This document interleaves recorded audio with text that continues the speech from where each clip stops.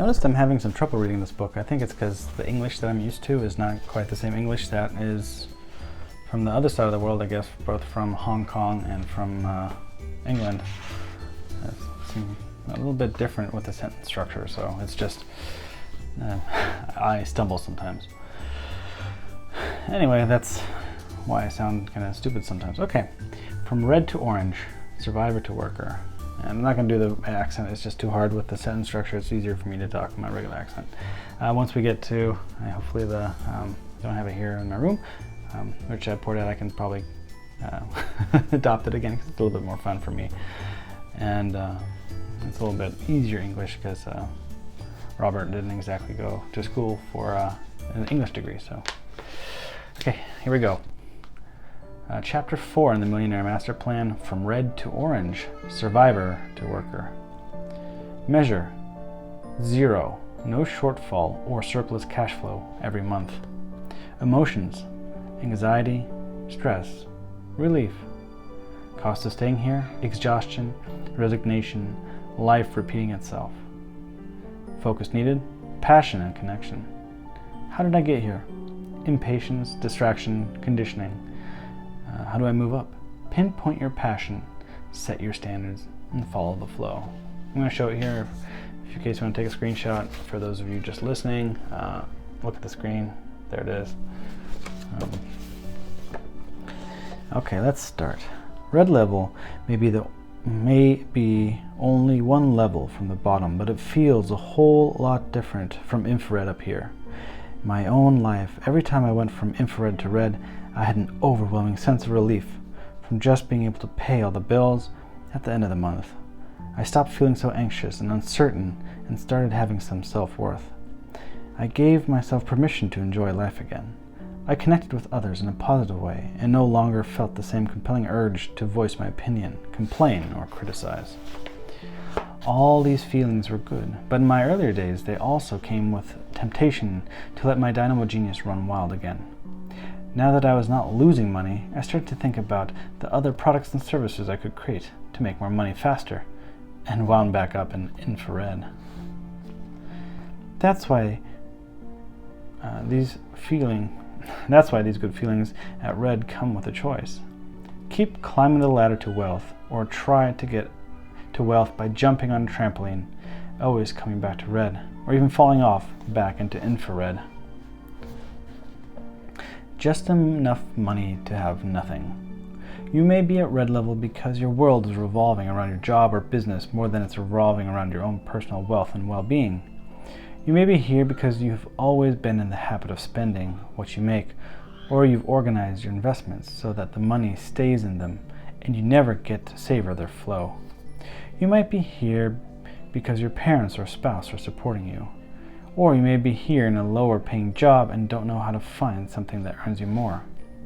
Regardless of your circumstances or age, how successful your business is, or why you are at red level, you are a survivor. Because any extra money gets spent on survival instead of invested, or keeping up appearances and showing others that you can afford things, even if you can't.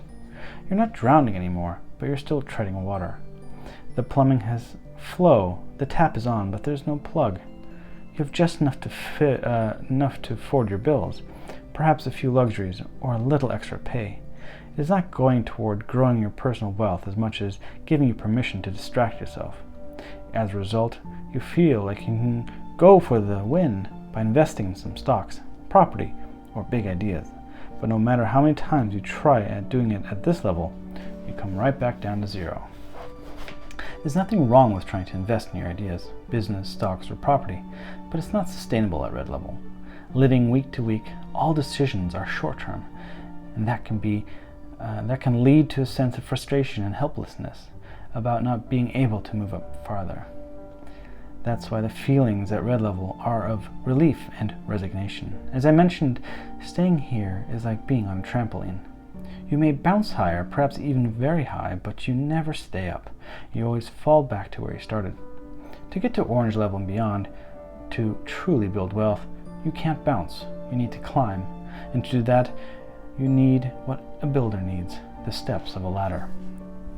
In fact, there are only 10 steps to $1 million from here. I know, I took them.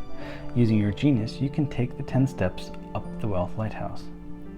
Now that you are out of infrared level, you are out of the basement of the lighthouse, and the first of the 10 steps can begin. 10 steps to $1 million.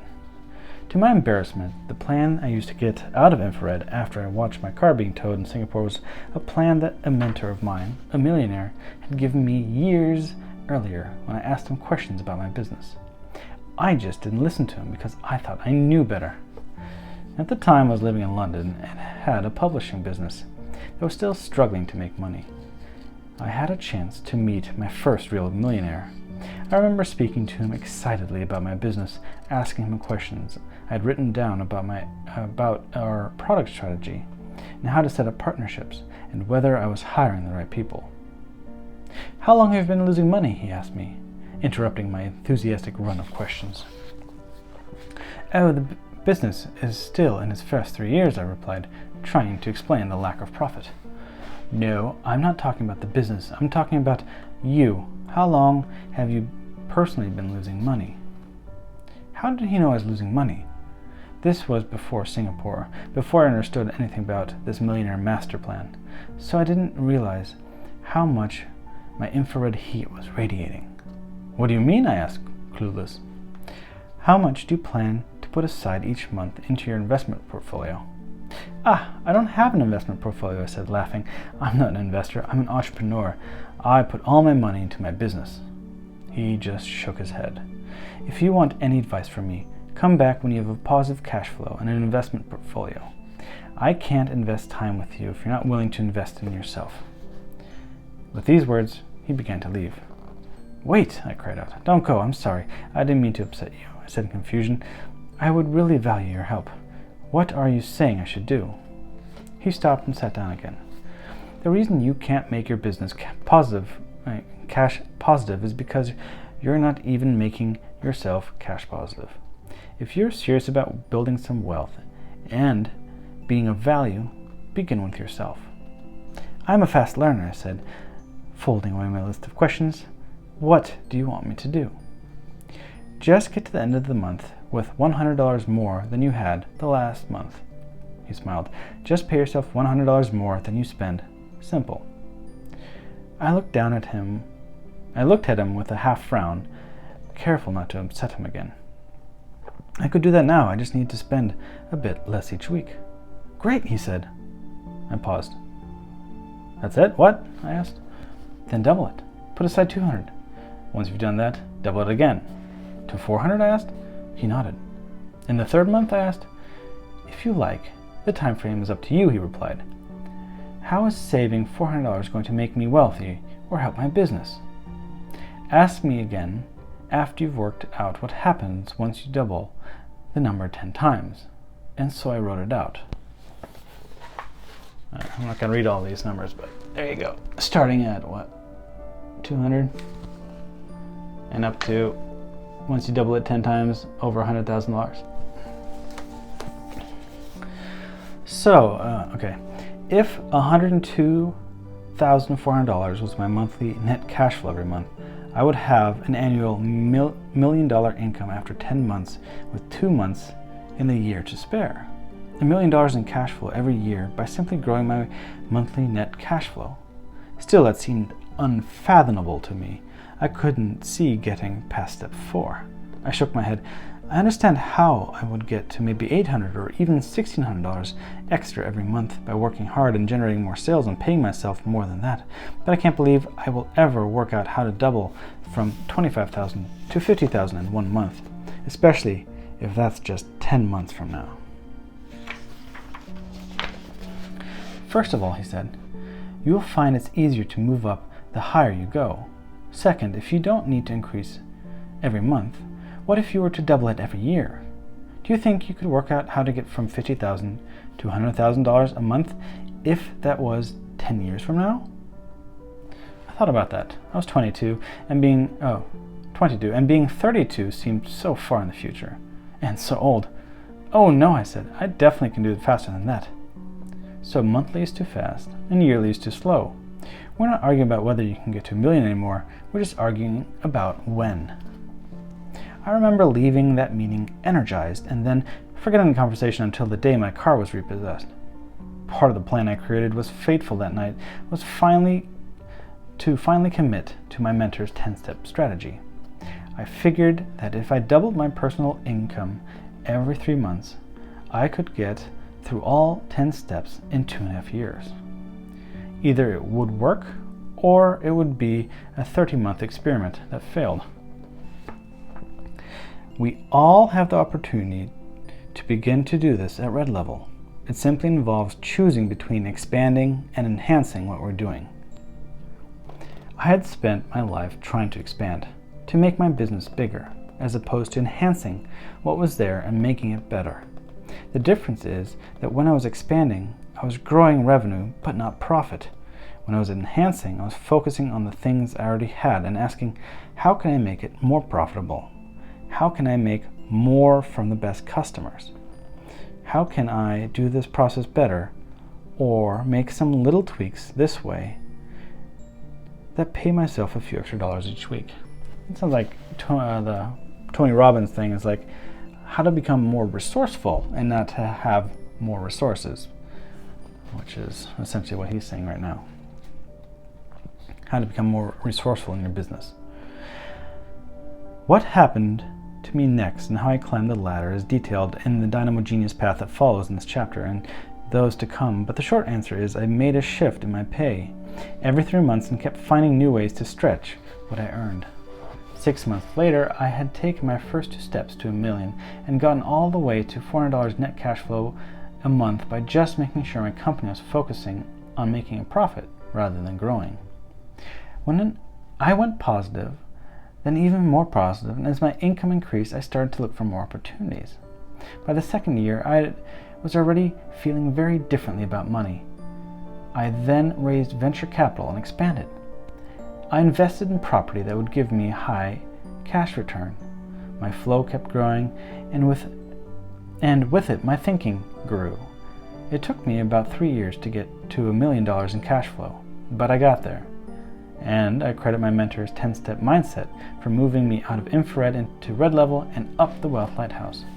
So how many months will it take you to get to $100 net positive cash flow and then double it to start to move up from red level and take the first step to $1 million?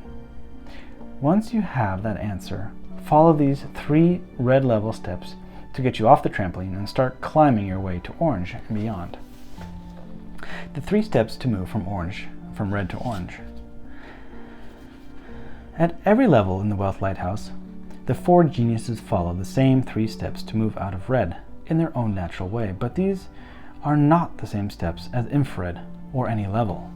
At the end of chapter 2, I showed how we move up the Wealth Lighthouse in a pattern that zigzags from drivers who have the freedom of choice to drive their vehicles but not to build them, to designers who have the freedom of movement to build their vehicles but not to drive them everywhere they want to go.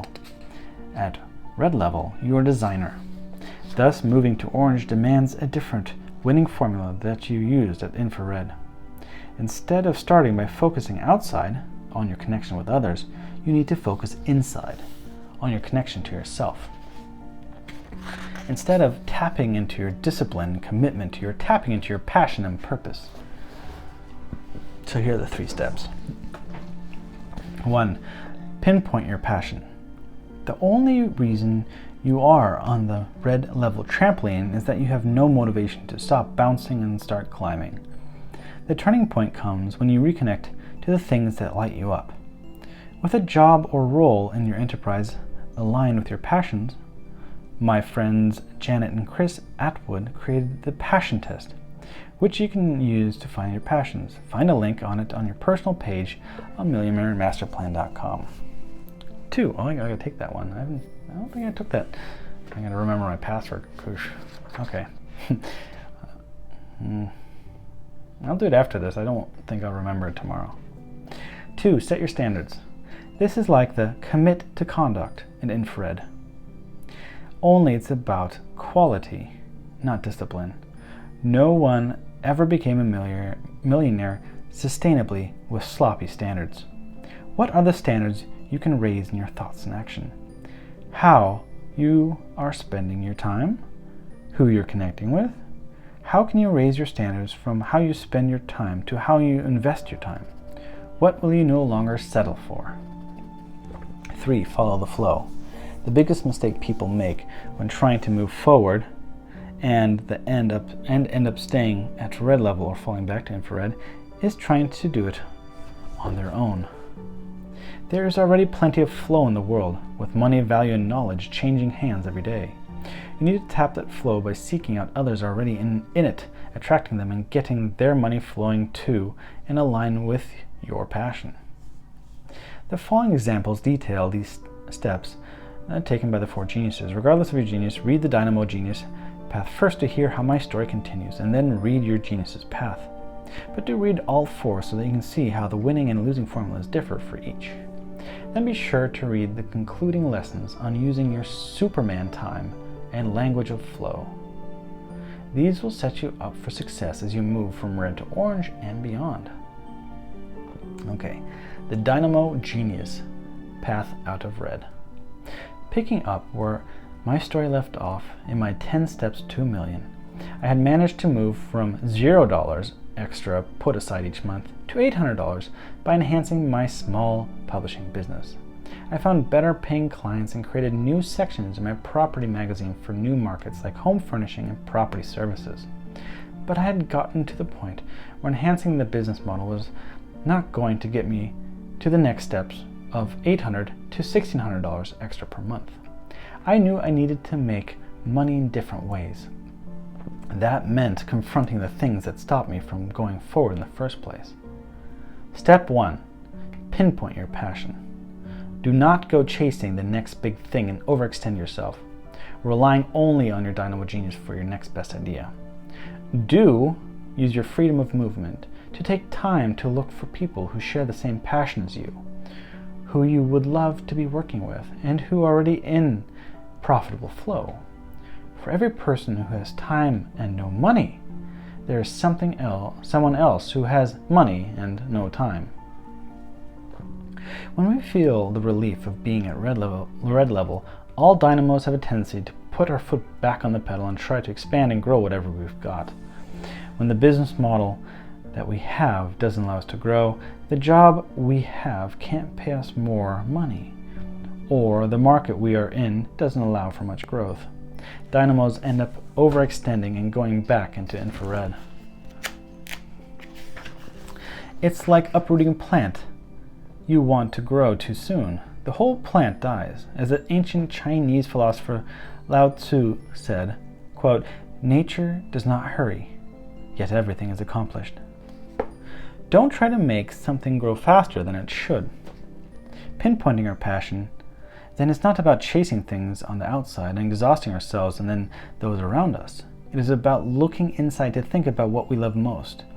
What would make us jump out of bed every morning, and then connecting that passion with other people who were already in flow and love the same things that we do. For me, I love creating and adding value to others, so I made a list of companies that shared the same passion. Some of these were companies in publishing that had a passion for property, but many of them were in education as well. If I could connect with some of these companies that were making more money than me and learn from them, I could find ways for me to tap their flow and make more money for all of us in new and different ways that I wasn't even aware of yet. That led me to my needing to take the second step. Step 2. Set your standards. Do not rush everything to try to complete an overwhelming to-do list, always filled with more things you want to do than you can manage. Do identify the people in flow aligned to your passions. Compare the standards they have set in managing their focus, time, thoughts, actions, and connections, and then upgrade your own standards to match theirs. This is, again, sounds like a lot of Robbins and Peterson. They say, find someone that's successful and copy success. Success leaves clues. But this is, again, you don't just find it here on the internet or somebody out there that you can't quite access. Find somebody that you can talk to and probe. Otherwise, maybe you won't understand everything that they do that makes them successful. And sometimes they put off on an appearance on the internet especially that makes it look like they're successful, but in actuality they're not. Okay, enough of that. Okay. Red level is where dynamo geniuses need to get clear and focus on a plan that prioritizes better connections and small wins based on higher standards. Setting your standards is about your behavior with the people around you. This is not about trying to impose your ideas on them. This is about taking the time to learn both of what is true value to them that you can deliver with your genius, and how to deliver that according to their standards. To grow my cash flow, I need to find people with shared passions and standards at a higher level than me and raise my standards to meet them. Ask yourself the same questions I did to find them. Who out there is already earning at the level I want to be at? Who are the people I can connect with on this level? Where could I meet them? I started going to networking events within my industry, which I hadn't been doing when I was just trying to make my money from my publishing business. As I became more interested in education, I met a successful entrepreneur, Richard Tan, who ran a company in Singapore called Success Resources. He brought well-known speakers to Singapore from the US, including John C. Maxwell, Norman Schwarzkopf, and Bill Clinton, and was attracting thousands to his conferences. I was interested in his event business, which didn't have all the expensive printing costs. I endured, but I still was able to reach many people. I didn't have all the expensive printing costs. But that led me to step 3, follow the flow. Do not try to create more of your own flow by pushing your job or business beyond its ability to make you money and digging a hole in the desert. Do focus on how you can help others increasing their flow with you sharing in the benefit you bring, using your dynamo genius to link their flow to yours. When dynamo geniuses reach a limit in their flow, we often try to start new businesses all over again. We assume we know what the people we connect with will want and why they will love our ideas. So we spend time creating something new and launching it. This approach leaves us in an endless cycle of starting over. But this third step is finding the flow, not finding your flow. It's still not time to do it all on your own. You must earn that right by climbing farther up the lighthouse. This is the time to earn while you learn. I learned Richard was bringing Tom Hopkins, a well-known speaker on property. I approached him and asked him whether he would like to work together on a property seminar while Tom was in town, to which I could bring along all of the subscribers to our magazine.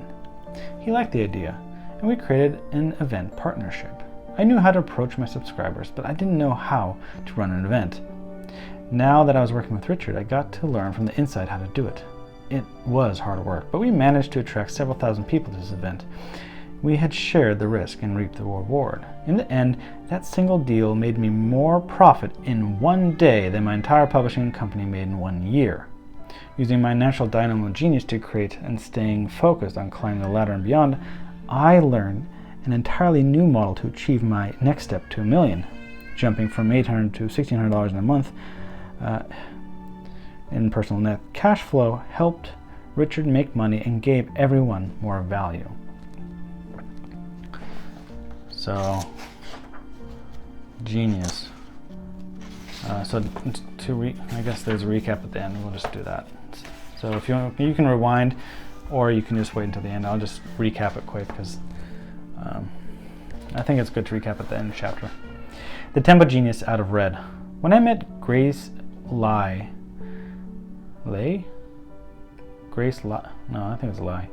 She was in her early 20s and living in Australia. She had just graduated from medical school and had a job that put her at the red level, but she was uninspired by the idea of just being another medical practitioner. When Grace found out she was a tempo genius, she took that to mean she should get involved in trading. After all, tempos are very good at trading, so she started connecting with some of the people she knew who were trying to trade on the stock market. The problem was Grace didn't know if any of those people were making any money. It turned out they were all beginners and had not yet achieved success.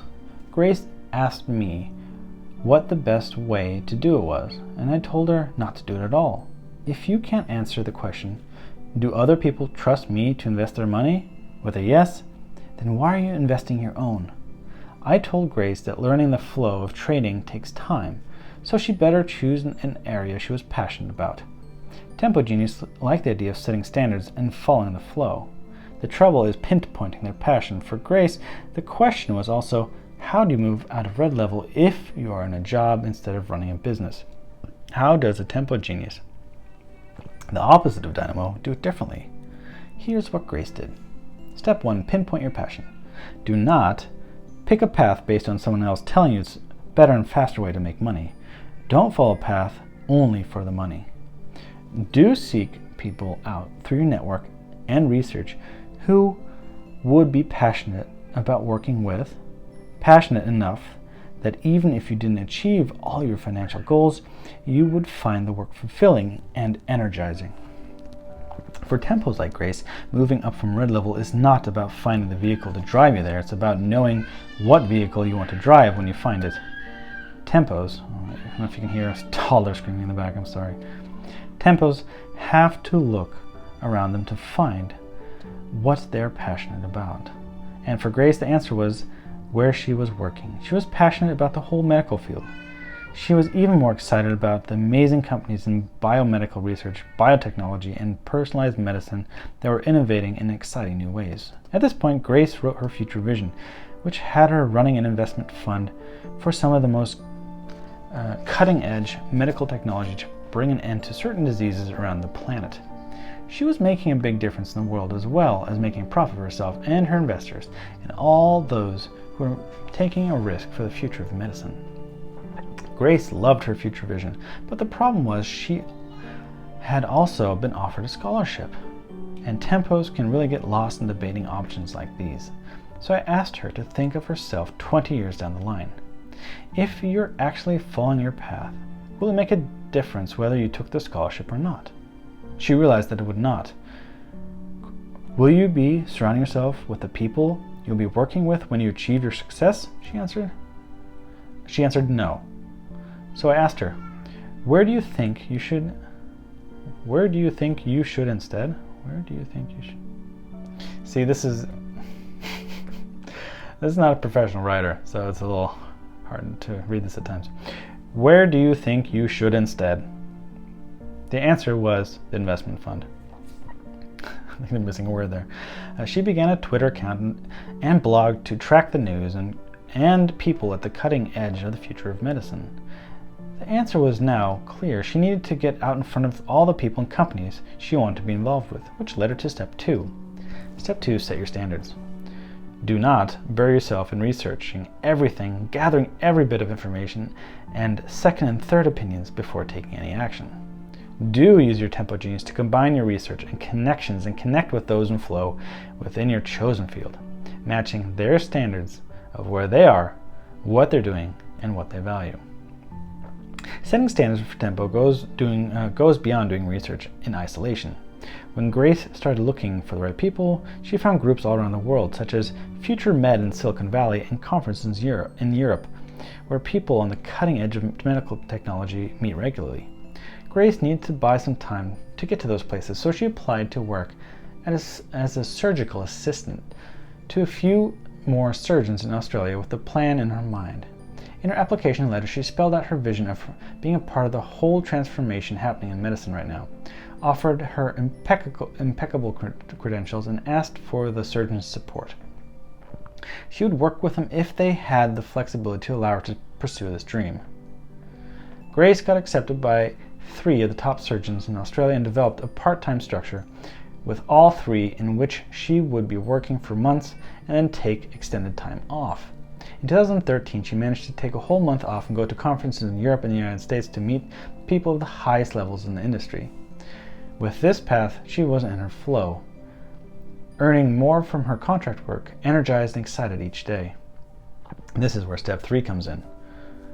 Step 3, follow the flow. Do not try to work it all out on your own or simply take whatever opportunities appear in front of you. Do use your sensory acuity to see where you can add value profitably to the people you want to work with and following the flow. Tempo genius turn plans into action. That's why people love having tempo geniuses on their teams. The problems happen when tempos get stuck having to deliver something they don't know how to or have the time to deliver. Instead, tempos need to join or create a team where they can earn by helping others earn. Tempos will always be the ones to find smarter ways to manage costs, set the rhythms, and keep things organized. If they stay focused on these strengths, they free up their team's time to dig new tributaries off existing rivers. That's exactly what Grace did as soon as the money started flowing to her. She found people interested in her research and social media skills. She formulated services tailored to their needs. She connected to a team that supported her at the standards she set. More important, she bought herself time to go out and connect with people she needed and wanted to connect with to keep following the flow. She loves every moment of it. What was once a dream is now reality, all because Tempo Grace is now moving through the flow of other people rather than in isolation. The blaze genius out of red. While dynamos need to grow and tempos need to slow, blazes need to glow. That is their strength, provided they focus it at the next level. That's what Lucio Fan, who runs an Italian restaurant in Taipei, learned to do to move out of red. When I began mentoring Lucio, he wanted to franchise his restaurant across Taiwan. Franchising is a common way to multiply one profitable outlet into many. The problem was his first restaurant wasn't making any money yet. He needed to focus on adding more value to his first outlet before he tried to franchise it. But it isn't so much fun to do that, Lucio told me. Lucio was in business with a number of partners and had to agree to a role he really didn't enjoy, managing the financials and performance. Blazes aren't suited to focusing on the books, and Lucio was using every excuse he could to avoid the detailed work, creating chaos for the business and frustrating himself. The first step was to get Lucio into his passion. Step 1, pinpoint your passion. Do not get distracted by what is out there, chasing the many opportunities people present to you, and getting busier delivering what they want instead of lighting your own inner spark. Do use your freedom of movement to focus on the who. Connect your passion to the people you want to work with, and then use your blaze genius to add value to their flow. Whoa. Earthquake. Passion is not a problem for blazes at any level. Focusing on the right passion is. I asked Lucio how he would feel if he was at the restaurant, entertaining guests and potential partners for the future and supporting the growth of the business through the connections he made. He said, "I would love doing that. That's what I really enjoy."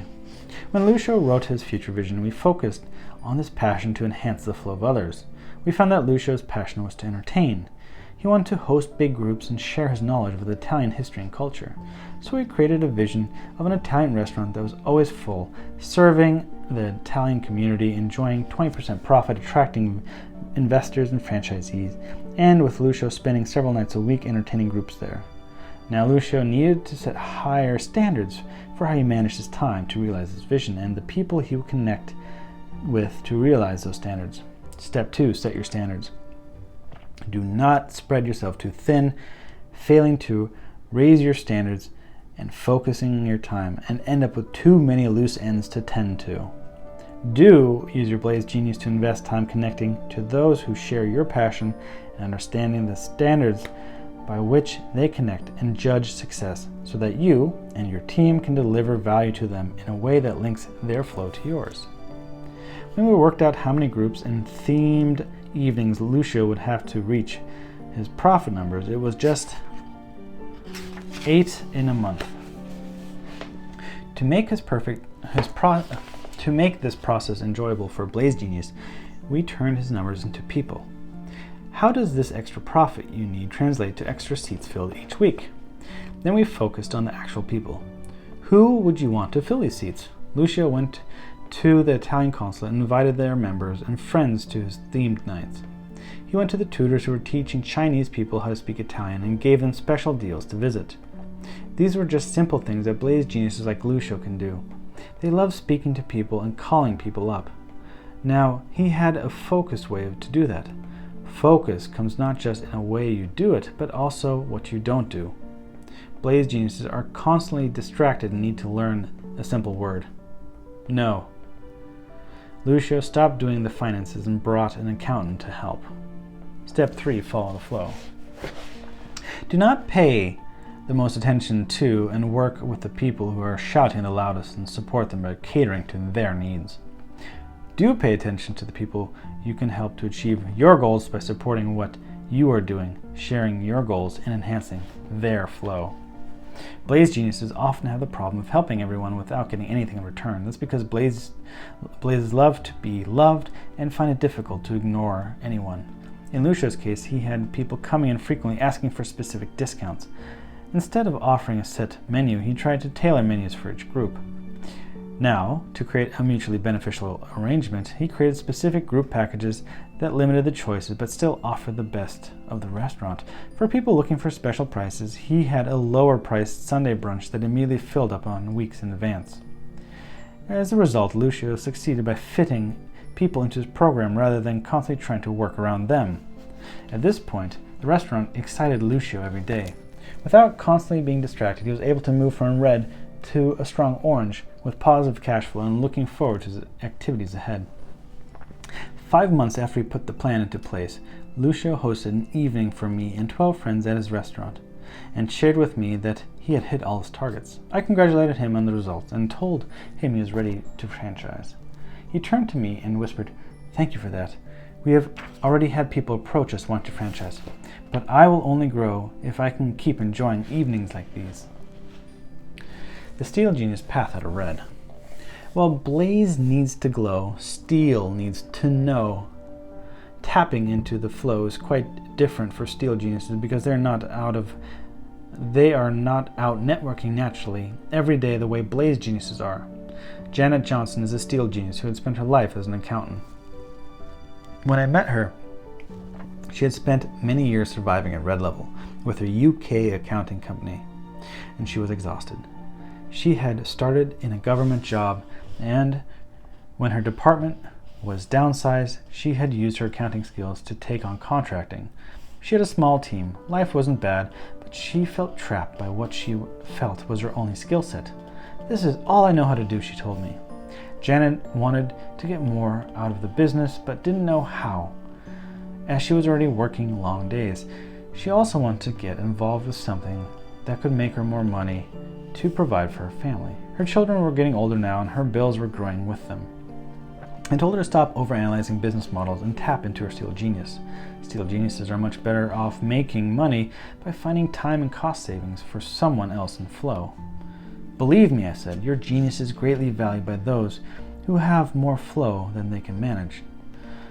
But before a Steel Genius, like Janet Johnson, could know who those people were, she needed to pinpoint her passion beyond a spreadsheet. Steels can get lost in the numbers they love. Step 1, pinpoint your passion. Do not overanalyze everything looking for answers, and rely on research and metrics alone to work out what to do.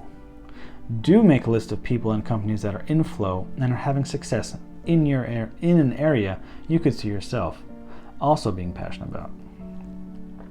When I asked Janet what she loved most about her job, she answered, "I really like making sure we get our clients' books in order. I love it when I see them use my advice to save money and increase their profits." I asked her which of her clients she liked the most. "The schools," she said. Turns out, within her school district, Janet's company was the #1 provider to the schools. More than 60% used her services. That was because she started her accounting company when her government job provided the service to the schools was disbanded. Those schools then had to start getting their accounts audited privately. Out of a job, she went to the schools she worked with and asked if they wanted to keep her handling their accounts. All said yes. The business had grown from there, but she still ended up at zero most months. That's because she wasn't looking beyond the numbers. If she was passionate about making a difference to the schools, she could raise her standards and look to make an even bigger difference. Step 2. Set your standards. Do not procrastinate and put off decisions, aiming for a different result with the same pattern of behavior that got you here in the first place. Do use your steel genius and freedom of movement to connect with the people you are most passionate about serving and learn how you can meet their standards, delivering value beyond their expectation. Ironically, steel genius will often find traction by lowering their standards instead of raising them, as their genius naturally lifts their standards to a level that makes it almost impossible to get started setting new ones. And Janet needed new standards. Clients would only pay so much for the audit that her company did. She needed to ask what other services she could provide. She had the school's accounting business, but there had to be other ways that she could be generating income from those schools in ways those schools needed. Identifying what kinds of services she thought schools might want was a first step towards raising her standards to meet them. Could she imagine herself just doing business for schools? She could, and she started to reorganize her business around schools rather than accounting. She made a list of schools she had the best relationships with and physically went over and meet them to see where they needed more help.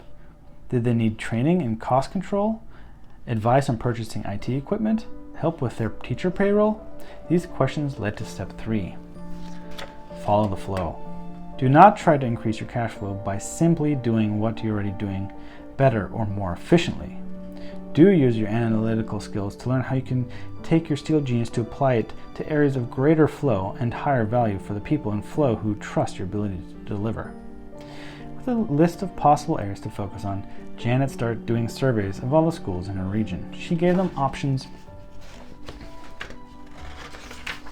for how she could support and help. It turned out that the schools really wanted help in areas way beyond accounting. They wanted to help buy new equipment.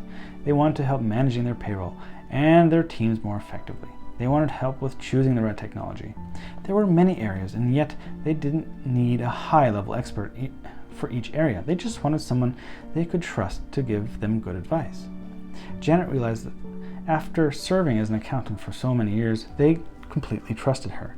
She changed the name of her company to Educational Finance Solutions and began to offering training to schools on preparing their accounts for audit. To be more efficient and effective with her own time, she offered webinars teaching ways for schools to save money and then offered her help to realize those solutions. Today, Janet's company offers services including budget planning, completion of school funding applications, recruitment consultancy, and training of new and existing school staff. She now creates a higher cash flow and profit from her training than her accounting. She has a bigger team of staff and experts to help her. Her profits are multiple times of what they were for the last 10 years. She achieved this by realizing how she could deliver more value and ways of doing business by simply following the flow. Janet is now at yellow level on her way to green.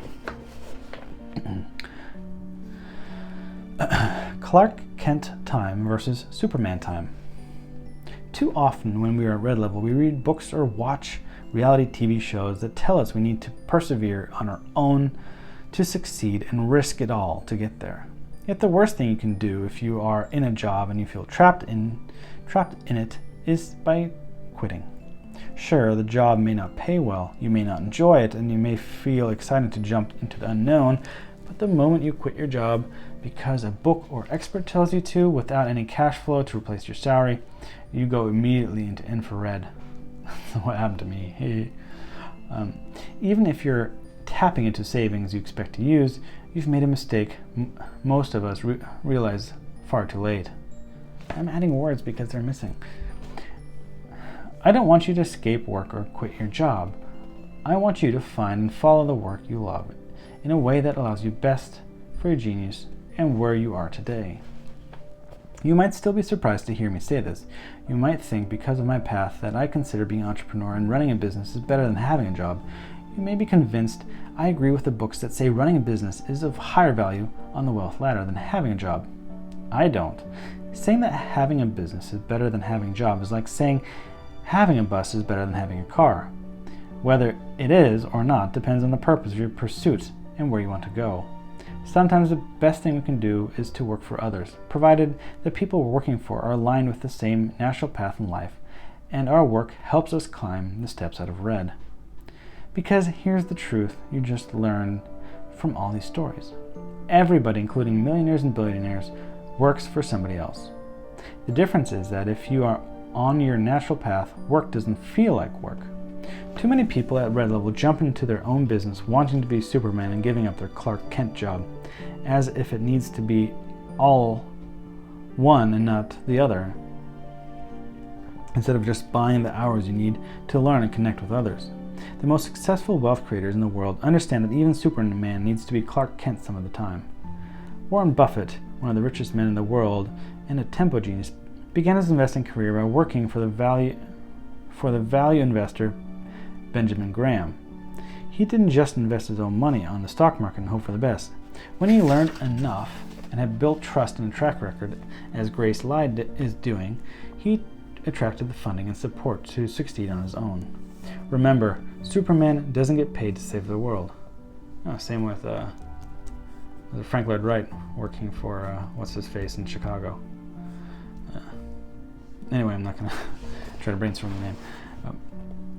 He needs that Clark Kent newspaper reporter's job some of the time to pay for a stretchy suit and cape. At red level, you need to ask, what is the minimum time I need to spend in Clark Kent time each week, buying me the rest in Superman time to pursue my future vision?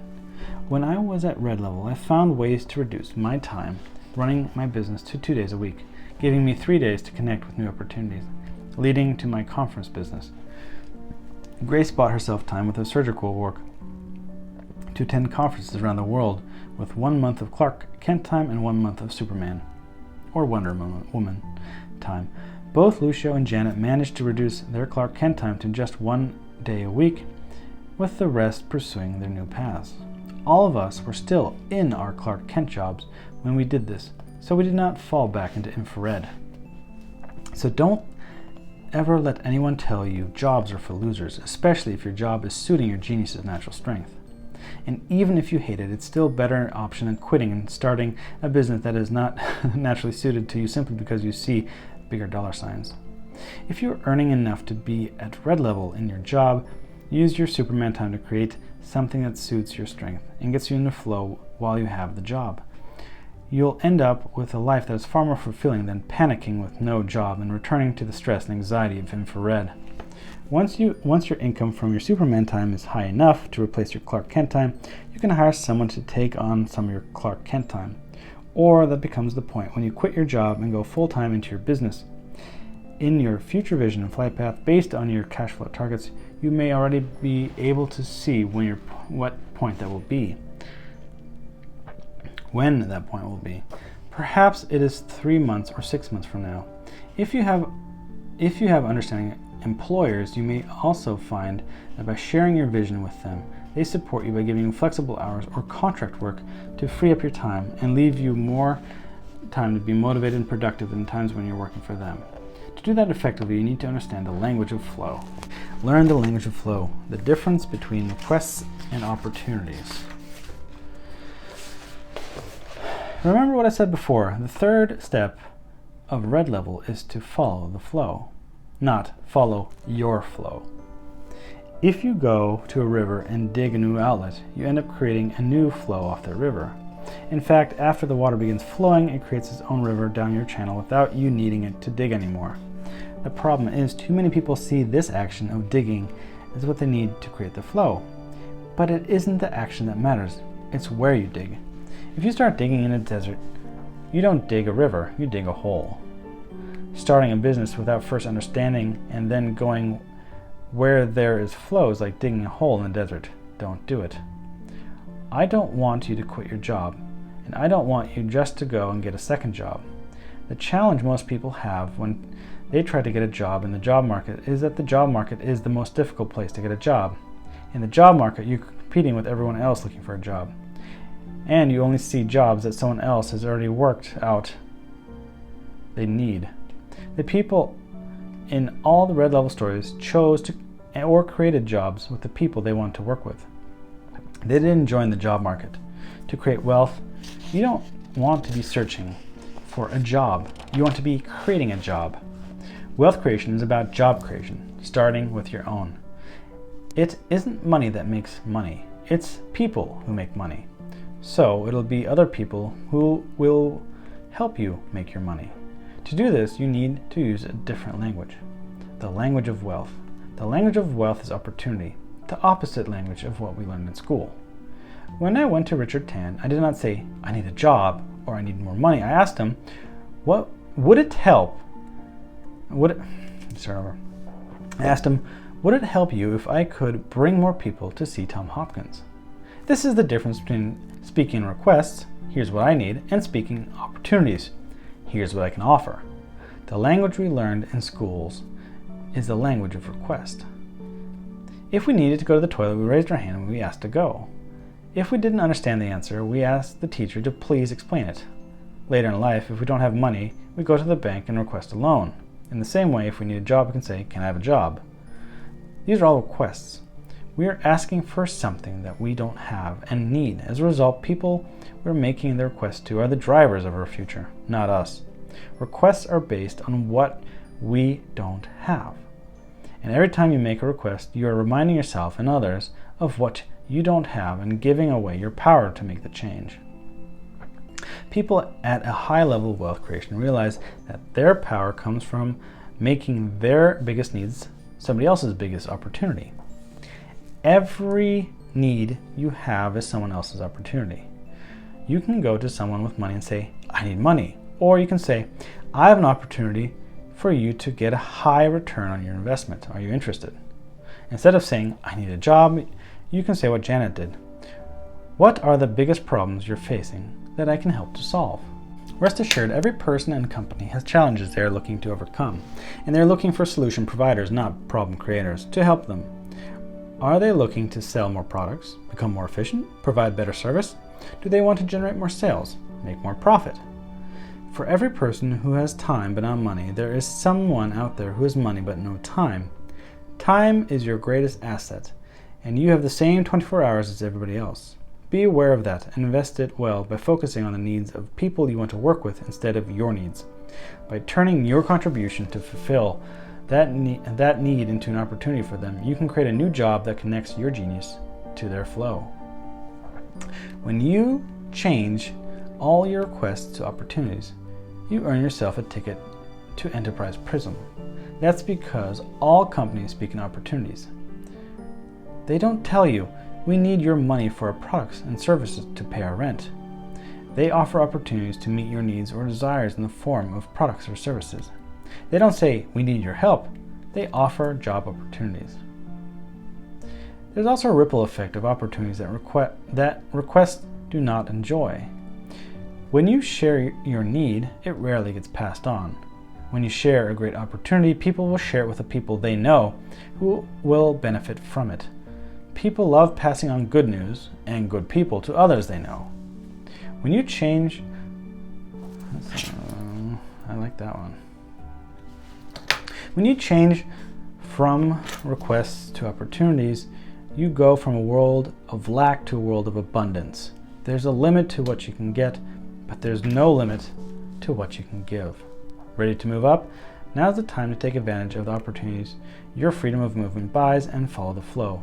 The steps in the following action plan will help you turn that need right now into an opportunity for the people you want to work with. To create a job, not to find one. Okay.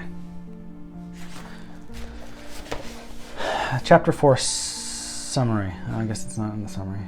I'll just have to rewind the steps for each genius.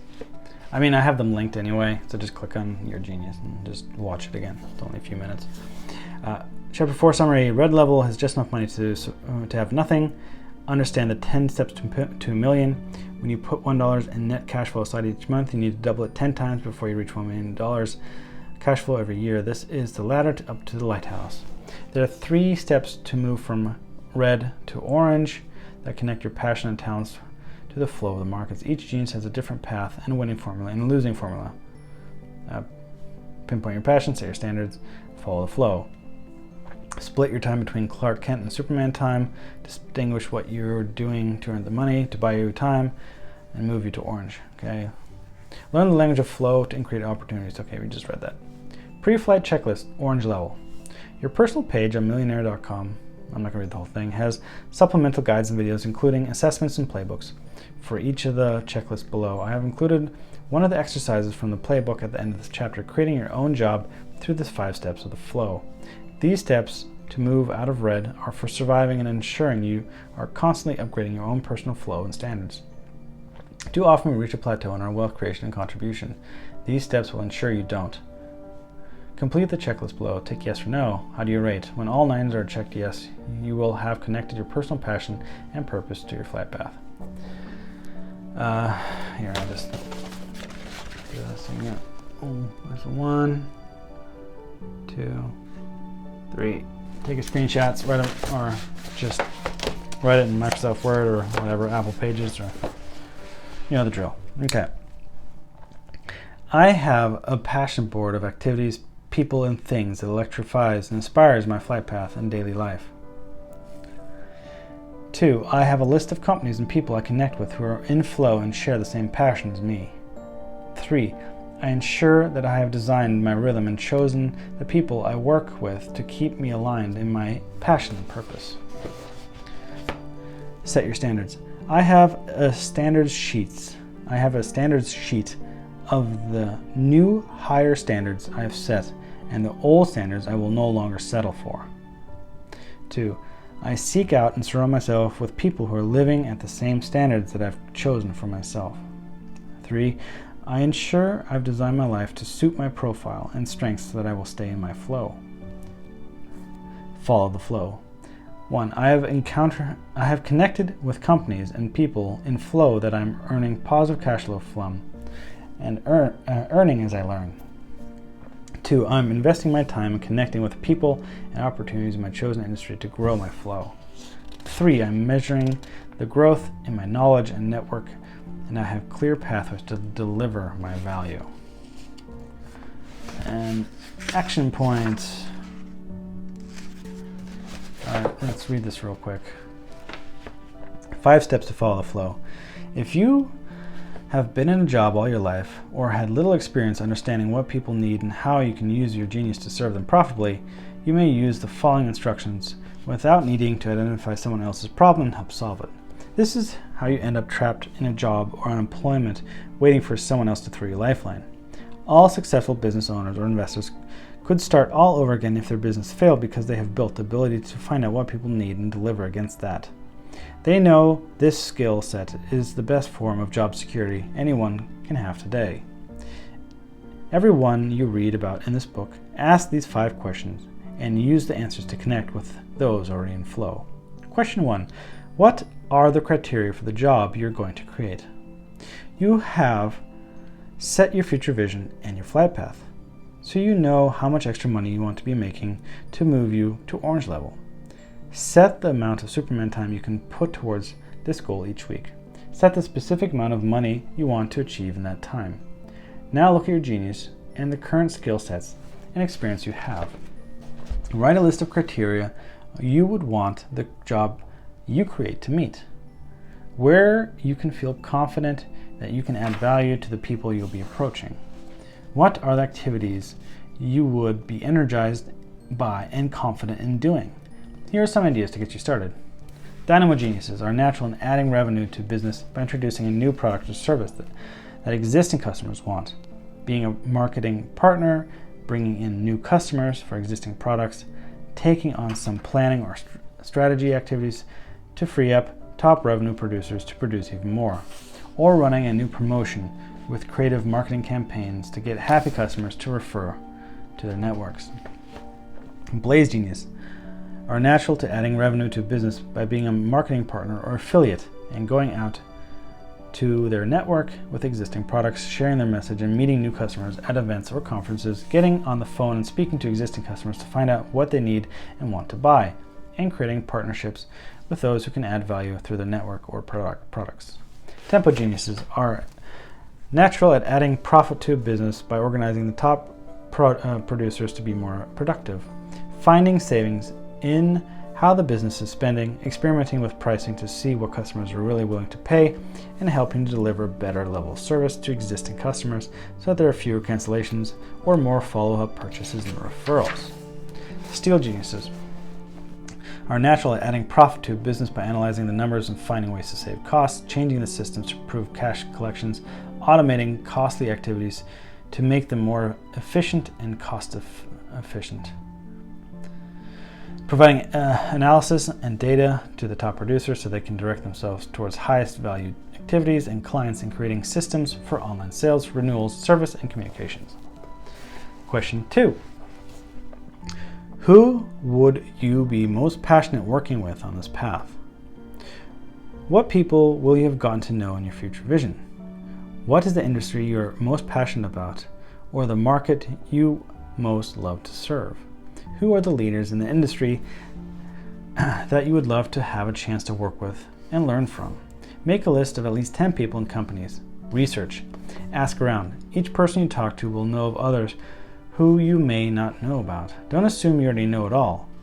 Go out with a fresh curiosity.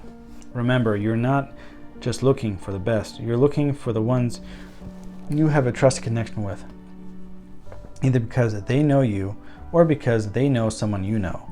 Make sure each person or company you list is in flow and making money with an opportunity to make more. Once you have your list, narrow it down to the top 3 and focus on them. Be prepared to replace the ones that are beginning to feel like dead ends, but be confident that creating your job will happen with one of them. It doesn't matter of whether it happens, it's just a matter of when. Question 3. What is the need they have that you can fulfill? Have a look at what opportunities each of the top 3 are already offering. They may already have partnership opportunities or be working well with others. Find out what their biggest problems and opportunities are. Find out what they need and how it links with the criteria you set. If you're already connected with decision makers, people accountable for growing revenue or profit, not necessarily the founders or CEOs, then great. Meet with these people and tell them you love what they do and are committed to being of value to support them and willing to prove yourself. What would they love to see different in a perfect world? What are their biggest challenges? Where do they see themselves in a year from now? Don't try to offer solutions to these challenges yet. Just listen. Then connect with others in the company, with partners and decision makers, gatekeepers, usually an assistant or project leader, and write a list of at least 3 things that you would believe you can help with.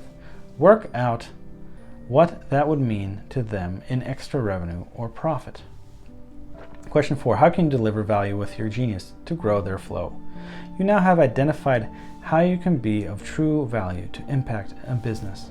This does not happen overnight, but if you work on this with the support of your team, you'll find it does not take many weeks to get to this point. The time has come to put your plan into action and put trial in place. From the responses you receive, you will narrow down your decision to work with one company and focus all your efforts on them for your trial. Be prepared to work for nothing first to prove yourself, knowing you are getting to choose your own job if you can do so. A month trial is a good start and use of your Superman time. What could you achieve in a 1-month trial? How much revenue or profit will you aim to help them make? What other metrics would you include?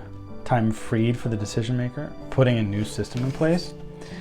The first step is to make people know you are committed to serving them. The second is to propose your project to them. Be upfront that you want to prove yourself first before asking for anything in return, but that you are also committed to making the extra cash flow you want. Based on your success, what level of result would you need to achieve to earn what you need? What level of results would you need to achieve to earn what you need to earn? Through your helping them, they will help you achieve that. More often than not, people who commit to this process not only end up working with someone on their top 10 list within a matter of months, if not weeks, but often the company decides to find a role and pay them. Question 5. How will they and you profit from your partnership? Every company is willing to pay something to a partner or contractor who is able to bring new business or improve the revenues or profits. Exactly how much will depend on the type of business. Online business with electronic products will give as much as 70% of the revenues away to affiliates that can help them grow their revenue. Service business will give up to 50% away. Product businesses will give up 5 to 20%. And asset-based businesses like property will give far less away because the asset cost is so much greater. Through conversations and research, find out how much money in the company is normally split when it forms a partnership or brings in help. Agree on the basics. What are you going to do? What is your benefit to them? What happens if you're successful? Do you get paid in a longer-term partnership or role begins? What are you waiting for, Superman? Keep yourself positive through your Clark Kent time and answer these 5 questions to create the job that gets you on the inside. Okay, that's chapter 4 plus the action point. Hope you learned a little bit. It's quite interesting. It's given me something to think about, especially when I'm trying to, I've been trying to do this, but it's been unsuccessful so far. I've been trying to approach more seasoned agents in my office, but turns out there's not many teams in Windermere. Either it's a partnership between 2 people or it's nothing. There's no teams really. Not that I want to really enjoy working for a team. I'd rather work closely with somebody instead of just being another cog in the machine. So I'll just keep at it and see if somebody wants some help, and maybe approach some other agents that I haven't approached. So we'll see, because I also want to learn about being a developer, and there's a couple of agents that are also developers in my office, so I'm going to talk to them next. So that's what's inspired me to talk to them. And of course, I have to come up with how I can, as a dynamo, how can I help them get more business, but they're rather older, and I don't know if they need more business. They might just be doing this for fun and just to avoid boredom. So we'll see where that takes me. Anyway, that's it for the last installment of Millionaire Master Plan. The next is Rich Dad Poor Dad. So probably tomorrow. Okay, that was an hour of fun. I'll see you again tomorrow.